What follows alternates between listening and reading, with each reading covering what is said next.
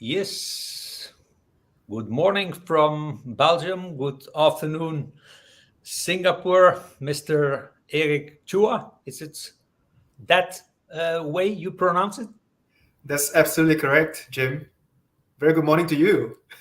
Thank you. Thank you very much. We are honored to have you in the in the show in the coffee break today. How are you doing? I'm great. It's my privilege to be here talking to you, Jim, and I'm very happy to be on this coffee break with everyone. And I'm very excited to talk about the topics we're going to talk about. Yeah. To be honest, I told you you're a very brave man to do what you are doing right now. So your title, it's the first time we had to adapt our poster because your title was that long. So Too long. your title will become now a senior parliamentary secretary for youth, culture, community, and two other things.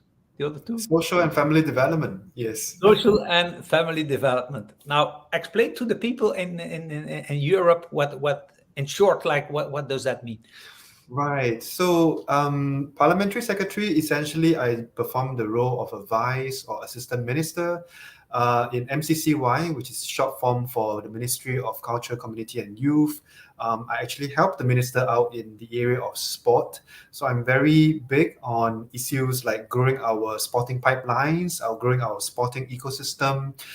This year, we have a major games. We have a heavy major games calendar. We have the Southeast Asian Games that was just over a couple of weeks ago. We also have the Commonwealth Games coming up. So I'll be heading to your part of the world pretty soon, to England, to Birmingham. And unfortunately, of course, the Asian Games was postponed. So that's what I do on the MCCY part of the house. On the Ministry of Social and Family Development part of the house, I actually help the minister take care of the vulnerable ones in society.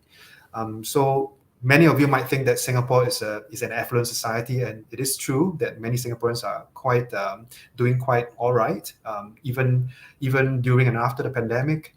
But there are still some of us who have perhaps fallen through the cracks. So I'm assisting the Minister for Social and Family Development in the areas of helping out those amongst us with the less privileged ones, to make sure that we are able to make sure that social mobility is something that's attainable in Singapore. So that is in gist, a very short and brief explanation of what I do on a daily basis. Can't quite capture the whole essence of what it is that I do. But happy to share with you more if you were to reach out to me over social media separately. Yeah. Now you are organizing the 2nd of July. You are organizing a Happiness at Work satellite event in Singapore, and you are one of the drivers of that event. Now, what drives you to do that? Well, perhaps I can start off with what happiness at work really means to me. And I think happiness, to be happy at work, I think a large part of that has got to do with passion. So to be truly happy at work, if you are given a chance to be working on something that you're truly passionate about, I think that is a blessing. And I count my blessings to be able to work with people, because my passion is with people, with empowering people, with helping people. And a lot of times, reverse mentoring takes place, because when I help people out, and I myself find that I learn and I grow as a person in the process as well. So my role as Parliamentary Secretary and my role as a Member of Parliament on the ground allows me to do that, and that gives me a lot of energy, even though the work really is demands quite a bit in terms of it's quite physically as well as mentally demanding. Let's just put it that way. And I think it's a blessing to also be pursuing your passions, and at the same time be given resources for that. Be given resources in terms of people's time, given resources in terms of investments monetarily, as well as in terms of in kind. And we do have quite a number of people in society who are passionate about various causes. So for instance, pursuing the cause of mental wellness and mental health, both at work, in a community, within a family, individual mental health. I think that has an issue that has been at the forefront of society's consciousness. Also, including in Singapore, there has been on the issue, on the consciousness of the Singaporean in our society in recent years, even before the pandemic. Well, and the pandemic just accentuated this issue. And I think it's also a blessing to be able to work with like-minded individuals like yourself, Jim, Mhm. and be connected from all over the world to work on common passions that we are all driven and motivated to pursue. So that in gist for me is happiness at work, and I'm happy to be here and happy to be helping to champion this notion of happiness at work in this part of the world in Singapore. Yeah. Now, I think the benefits of happiness at work, they are like they are known, like companies they will have more engaged employees, burnouts are less, absenteeism is less. Is there like a specific like benefit that is your favorite one? Is it like really the mental health of the people that is important for you? I think if I were to look at the current context, if I were to flip the question around, I think what my concern would be that, COVID for the past 2 years has really disrupted the world order, if you will, and disrupted the way we play, with the way we learn, the way we work. And I think it's got a huge stress on mental health as well. Also in Singapore, I think no different from other parts of the world, we have been very much affected, and mental health of our population has been very much affected by COVID, as well as the measures that we have had to put in place because of COVID. So a study that was done locally in Singapore, Mhm. we actually found that amongst those respondents, about 13% of the respondents who were surveyed, they reported that they had experienced symptoms of anxiety or depression in Mhm. the period of May 2020 to June last year. So that's when COVID was really at its peak in Singapore. And what were people concerned about? I think we found that people were concerned about the risk of family members or friends contracting COVID. They were worried about financial loss, right? Sometimes owing to a loss of income due to a loss of employment. So these were issues that were top of mind, quite bread and butter, but also quite core to a person's existence as well as well-being. So actually, we have done quite a bit here in Singapore. So we have very quickly set up a national care hotline or helpline. So Okay. if people are stressed and people are facing anxiety, they could call the hotline. And if we pick up any instances of sustained or prolonged mental health condition, we are able to then refer to a mental health professional. We have also tried to raise awareness about mental well-being and mental health issues. We have done that for quite a number of years, even before COVID. But during COVID, I think we have stepped up our preparations. And tangibly, we have also quite a number of initiatives on the government front to try to work at giving support to our citizens in terms of jobs, in terms of skills upgrading. The pandemic is a time where it's a good time perhaps to think about reskilling, upskilling, and that's what we did. Focus those who were perhaps temporarily unemployed on the task of reskilling ourselves so that we can re-enter the workforce when the opportunity arises. So that, I think, is a brief report Uh-huh. card, if you will, of what we have been doing to really combat, COVID in the past 2 years, as well as the related stresses of the pandemic on our mental health. Yeah. What was COVID in a way like kind of a gift of for awareness? Well, in a way, everything has a silver lining, right? So Yeah. everything is never quite just negative or just positive. COVID has its silver lining as well because it does make people appreciate, rethink priorities in life, right? Mhm. So what are our priorities in life? Do we place priority on, our progression in our careers, or do we place priority on the loved ones in our life, like our Mhm. family members, our close friends, the ones that we love in our life? So I think that conversation has become much more pronounced and Yeah. much more articulated during times of COVID and even after. I think that allows us to recenter, refocus, and recalibrate what is important to each of us in our lives. And I think that's a great byproduct of COVID, if you can put it that way. Yeah. Yeah, I think also like yeah, going in nature, and then these small moments, like personal moments, that the Yes. importance of these moments, yeah, just increased. Indeed, taking a pause, smell the coffee, and look at the Yeah, roses, right? yeah. See here, I've water though. yeah, yeah, yeah. Now COVID. Yeah, let's say COVID is gone. We will see if it's gone. Now, what is like the main focus now for the coming years in Singapore? Well, we want to continue the good work on the front of, having our population and our citizens, our society be more aware about mental health and mental wellness issues. So on that front, we have been working amongst the different government agencies, community partners to really drive the message of workplace mental well-being across. So what we have is there is an institute for human resource professionals, and we have a playbook on workplace mental well-being, really to guide HR professionals how they can support their colleagues on this front, on mental well-being. And there are frequently talks as well as workshops that are being organized by local bodies such as the Workplace Safety and Health Council, as well as the local health promotion board, that actually employees can attend at little or no cost. So these are some of the various initiatives that are ongoing. Of course, there are broad stroke campaigns that targets the entire society. Things like we have the Beyond the Label campaigns that really aims at removing stigma that persons with mental health conditions sometimes face in society, and a lot of times that stigma is arising because of a lack of understanding, a lack of awareness about what people with mental health conditions could or could not do. So by and by, a lot of work has been done, and I think we'll continue to try to move such efforts along this trajectory.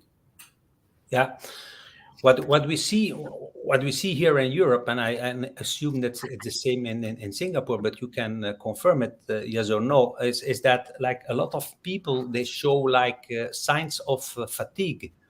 Like people, they, first there was COVID, and then there was a second wave of COVID. Now there's Yes. the war. So people seem like, okay, just leave it like it is, like just They just give up. yeah. Is that the same in Singapore? Do you see similar things? I think it's human nature. It's only human to be feeling the fatigue after one round, two rounds, and then you have the back and forth in terms of measures. I think it's only natural that people get tired, they get exhausted, and they think, oh, when will this ever end? So at work, then how do we get people to refocus? I think a large part of it we have got to come back to fundamentals. Somebody in the company or somebody in the workplace has got to say, hey, look, why are we on this business in the first place? Why are we in this business of, say, in the social service sector, empowering people, or in the business sector, in a particular industry? Why are you in the tech industry in the first place? So I think we got to refocus as to, why is it that we are in a certain role, in a certain industry. So focus on the fundamentals. I think that's also important. That's point one. Second point, I think, is also opportune for us to really emphasize the point about self-care. We often talk about, I want to achieve this target, this KPI at work. I want to have my output this much for this month, and then continuing on a linear line all throughout the years. That's not possible. Sometimes we got to take a stop, take a pause, and then really care for ourselves and take a mental health break if we need to, even if it means half an hour every day. Even if it means, taking 15 minutes just to go for a meditation session, just to do deep breathing exercises. I think we all ought to practice self-care. And the third point I would make is mutual care. All right. We just need to look across our shoulders at our colleagues on our left and right, just to make sure everyone is okay. Check in regularly at the start of meetings, at a pantry when you meet them for coffee breaks, over lunches. And I think that small little gesture of checking in can really allow us to, just make each other feel that humanity in all of us again. And I think it's also important. Yeah. I was looking at you, and I feel absolutely what you stand for. But that's like rather rare to find like somebody in politics who was also expressing now. Can you explain where that drive to help people, to care for people, where is there something in you that caused this characteristic of you, that you like to help people, you like to care? Is it, where is your drive coming from? Oh, that's a tough one because Yeah, that I question was not on the list.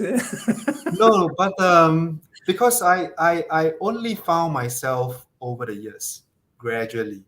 So I've done quite a bit of different roles in the past, but as I got into roles that allowed me to work with junior members of the organization, I found myself getting a lot of satisfaction, I found it very rewarding when I was able to work with younger employees in the organization. I was in the Singapore Civil Defence Force.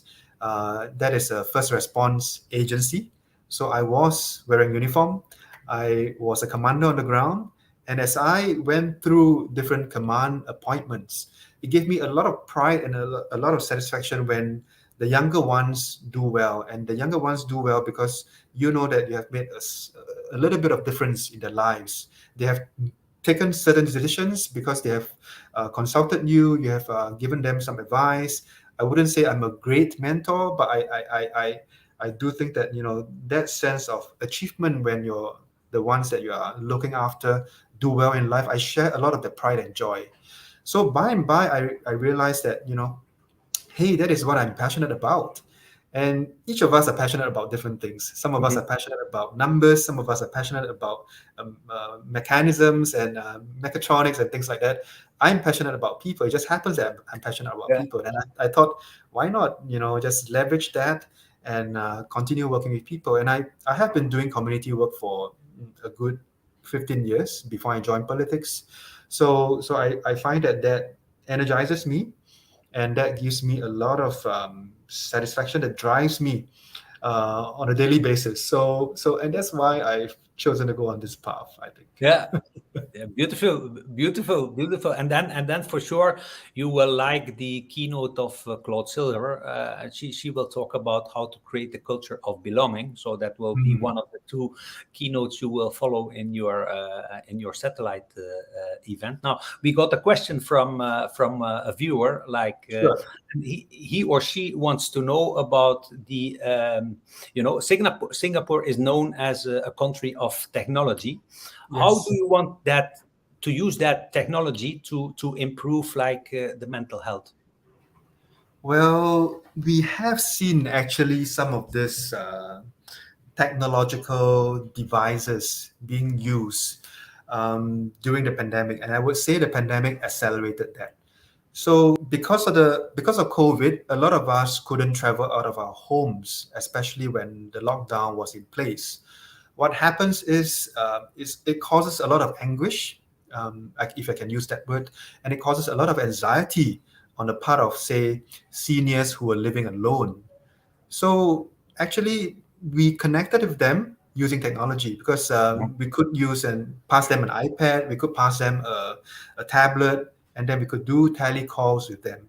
At the same time, we also saw some organizations, ground up community organizations, using this teleconferencing, method to sort of check in on the seniors' well-being and also make sure that they are compliant with their medication and compliant with the health procedures that they need to do at home by themselves because they couldn't travel out of their houses, out of their homes. So we do see tech playing a big role, and I think the past 2 years has given us a lot of impetus, a lot of motivation for all of us to really adopt technology in our push towards making mental wellness and mental well-being a key focus of society. And I think that is another example of how COVID has given birth to some silver linings. And it's not all doom and gloom. And Mhm. I think that's a great question. I thank the member for asking that question. Yeah. Now I want to respect your time, so maybe one last question. Sure. The satellite event on the 2nd of July. What do you want to achieve with that kind of event? Happiness at Work event, first Happiness at Work event in Singapore. When are you happy? What do you want to achieve with that event? Well, very frankly, I think it is going to be a checkpoint in the journey because it's a long haul journey in order to make awareness Yeah.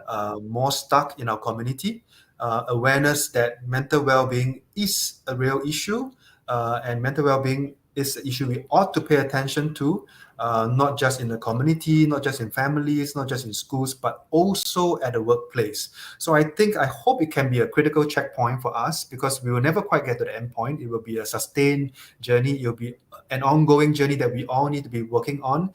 And I hope we can also bring the additional dimension that this is an issue that internationally, many like-minded communities are working on this. And we are working on a similar endeavor to make sure that, mental wellness and wellness and well-being is something that all of us ought to be concerned about. So again, awareness and make sure we have right HR practices that will allow us to, really allow us to pursue mental well-being friendly practices. I think that will be a key goal of the conference on the 2nd of July. Thank you very much for being here and for sure for leading by example. Thank you very much, Jim. Thank you very much. Bye-bye.